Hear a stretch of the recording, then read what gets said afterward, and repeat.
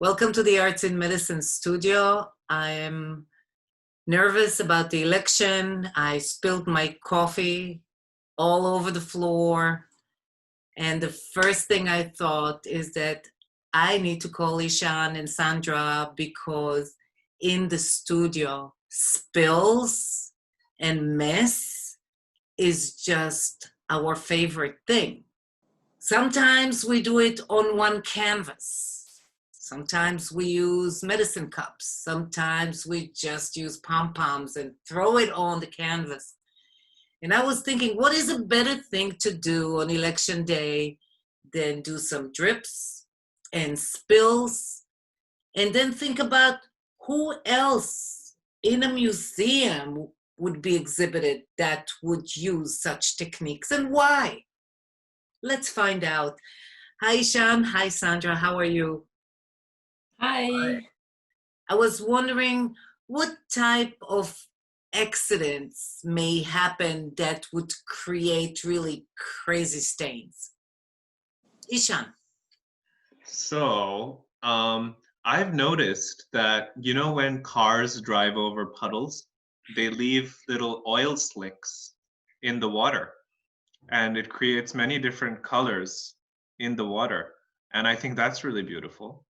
I also notice when I like to cut vegetables, something like beets, Ooh, you make big red splotches, don't and try it at home. This is a permanent stain.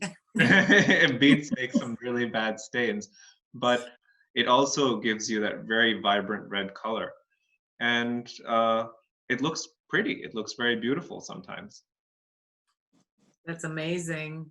Sandra, did you ever have something that happened that was an accident and ended up looking like a really cool artwork?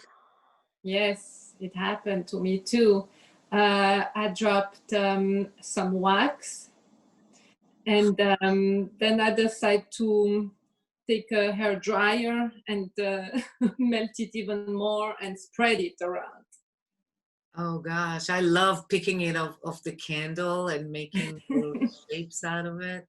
So I called you in today because as I was being frustrated with cleanup and all that, I was thinking, how could I make this fun? So thank you for being available to come to me and come up with the most creative ways to create spills and make art.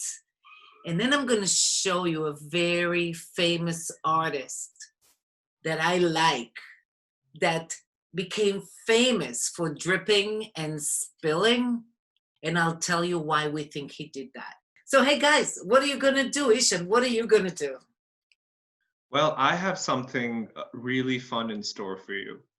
I was thinking about the weather outside, and I looked outside, I looked at the trees, and all the leaves have fallen off.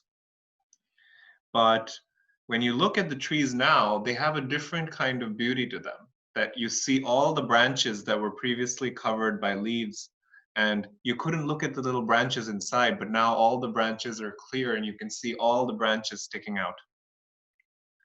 So I thought about it, and I realized that a pattern like this can be created by spilling and blowing watercolors. Did you use materials from the art box? I did. So I used watercolors like you have in the art box. I used just a glass of water, a paintbrush, which is actually optional. We do have paintbrushes in the art box if you'd like to. Yeah. And I used a straw. You have straws in the art box. I'm currently using a metal straw because I have reusable straws at my house, so I just use a metal straw. And that's it. And paper, watercolor paper that you also have in the art box. What are you going to do? Come on, show us. So let me show you. So we have here my watercolor paper, and all I'm going to do with my paintbrush is I'm going to take a little bit of brown, because that's the color of the trees that I see outside. Everything is very brown. All the greens are gone. All the reds and oranges have also fallen down. So I'm just going to create the trunk of my tree right here, like this. Make a nice thick trunk. Give it a little bit of a base where the roots are. Pull it up. And now when we reach the top, where the tree starts to give its branches, we make it really wet here. So I'm going to get a lot of water that I have here, and I'm just going to drip it on. I'm just going to put lots and lots of drops. Don't be afraid to make a little bit of a mess right at the top of your tree trunk right here. And mix in some more paint. Make sure that little puddle you're making is a little bit darker, right? Not just water. We want a little bit of paint in there too. So let's make it a nice dark puddle. And here we have it. We have a puddle. So what we're going to do with the puddle right on top is we're going to get our straw. And I have a bendy straw. So I have a little bit of an advantage, but you don't need it to be bendy. And you blow.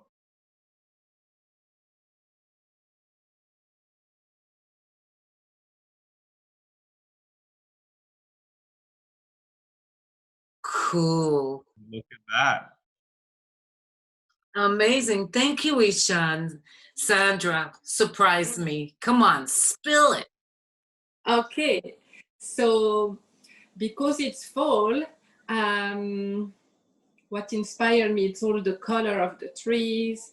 And since we're going towards winter, we're gonna miss colors. So I decided to go crazy on colors and make a field of flowers.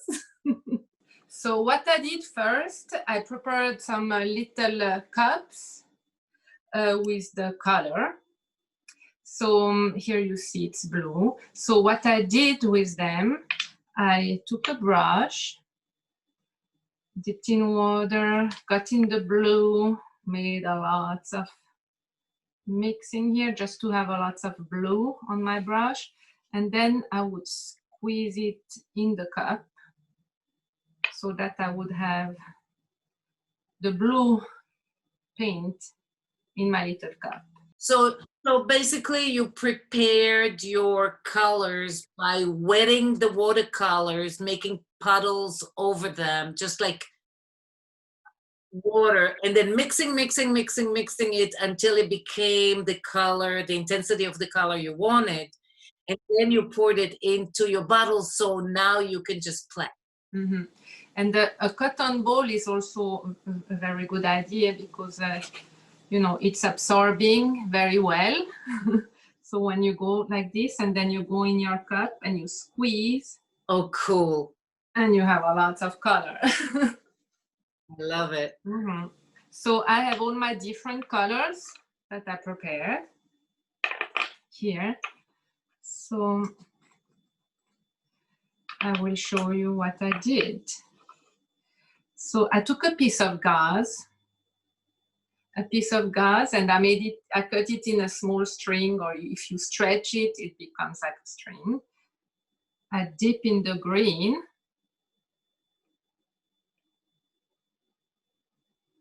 And then on my paper, I just went and did. Oh, cool. Like if you want to do it like really crazy, could you just slap it? Yeah. Cool. Like this. Then, you know, to give a little depth, I went with a blue, so it appeared that it's more in the behind them, you know. I love blue and green together. Mm-hmm. And then what you can also do is wet your brush. Here you go in the color. So I'm going into the brown here. And I'm just doing like this. Oh, wow. To do the bottom of my ground of my drawing.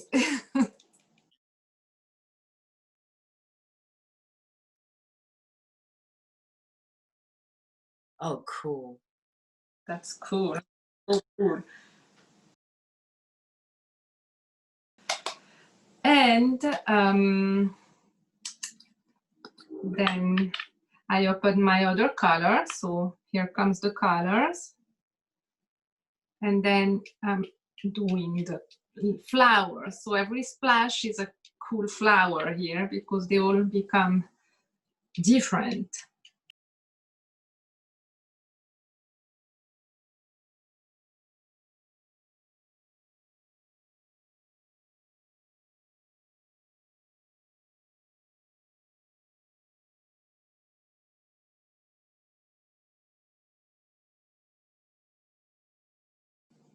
You guys have done a really cool job, though. I would need to tell you that in the studio, we have done this and that and all of that. We had splatter painters, we had clay splatter, we did so many different things using various materials to just be able to just relax and enjoy the moment in a silly but sometimes not so silly way. And that reminds me of times that I'm teaching at the Metropolitan Museum of Art. And one of the paintings, huge painting, I mean, we look like so small when we stand next to it, is by Jackson Pollock, who was born in Wyoming, in Cody. And he always needed attention. I'm sure you may have a sibling or situation where there's someone who needs all the attention. That's what kind of a kid he was when he was little. And what happened to him, he wanted to do art and he was painting faces and places and all that stuff until he realized that he wanted to paint his feelings inside. And in Autumn Rhythm, which talks about the season of autumn, Jackson Pollock pierced holes in household paint and danced like the Native Americans around the canvas. He stepped on it with his shoes. He splattered. He took his wife's kitchen appliances like a hand blender and just went ahead. He had to go into his own shed to do work, to be able to make a mess on a level that he was advancing into. And nobody really cared. They said, "What are you doing?" And little by little, people realized that how we feel inside is so important to express, and what a better way than throwing paint. So thank you guys so much for sharing everything you've done with me today. And perhaps when we get back to the studio, we'll stretch a big piece of canvas on the ground and try to dance around it to celebrate getting back to being together and creating art. Ishaan, any special memory that you wanted to share? I think there was one time where I was painting with a young artist at the studio, and they always want to try something new. And you could get a lot of control with a paintbrush, and you could get a lot of clean lines and clean images.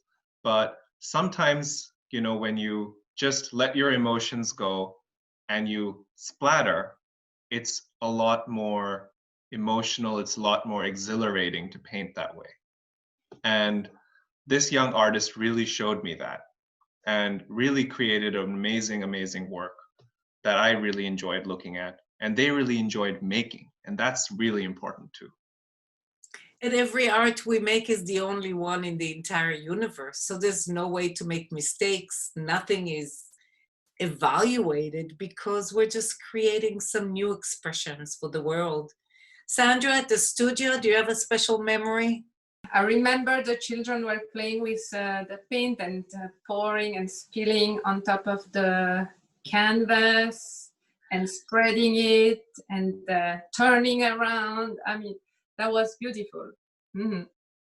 when you share this, Sandra, I can hear the laughter, and I feel better about election day. I feel better about fall and the shortening days. And I feel better about how we're getting closer to getting back to the studio. If you worked on an art piece or wanted to write something and share with us, please write to me at aimnitza@gmail.com. Happy fall and see you soon. Thank you guys. Bye, Ishaan. Bye, Sandra. Bye. See you soon.